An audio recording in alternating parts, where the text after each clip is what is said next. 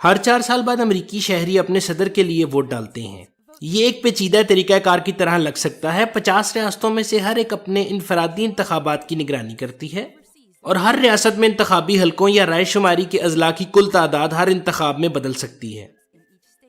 حال ہی میں پورے ملک میں تقریباً 2 لاکھ حلقے رہے ہیں۔ صرف یہی نہیں، یہ سبھی کثیر انتخابی اضلاع ووٹ کی مختلف پرچیاں اور ضوابط استعمال کرتے ہیں۔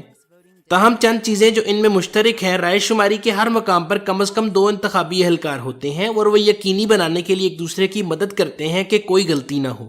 یہ 4 لاکھ افراد بنتے ہیں، لیکن اگر ان اہلکاروں سے کوئی چیز رہ جائے تو ریپبلکن اور ڈیموکریٹ دونوں جماعتوں سے تعلق رکھنے والے انتخابی حکام بھی ہوتے ہیں جو ہر چیز کی دوبارہ پڑتال کر رہے ہوتے ہیں۔ یہ مزید 4 لاکھ افراد ہوتے ہیں جو تمام امور پر نظر رکھے ہوتے ہیں۔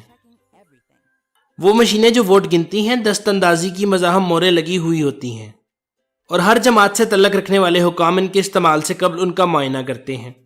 مزید برآں ووٹ گننے والی مشینیں انٹرنیٹ سے منسلک نہیں ہوتی۔ اس کا مطلب ہے کہ نظام کو ہیک کرنا ناممکن ہے۔ جب رائے شماری مکمل ہو جانے کے بعد انتخاب تکمیل سے ابھی بہت دور ہوتا ہے، ریاستی انتخابی حکام کو پہلے لازماً تصدیق کرنا یا یقینی بنانا ہوتا ہے کہ ہر ووٹ بخوبی گنا گیا ہے۔ دونوں جماعتوں کے وکلاء پورے عمل کی نگرانی کے لیے موجود ہوتے ہیں۔ اگرچہ فاتح کا پتہ یوم انتخاب کی رات کے اختتام تک لگ جاتا ہے، نتائج کو باضابطہ نہیں بنایا جاتا تا وقت یہ کہ تصدیق کا پورا عمل مکمل ہو جائے۔ 6 جنوری کو امریکی کانگریس باضابطہ طور پر نتائج تسلیم کرتی ہے اور بذریعہ احاطہ امریکہ کے اگلے صدر کا اعلان کرتی ہے۔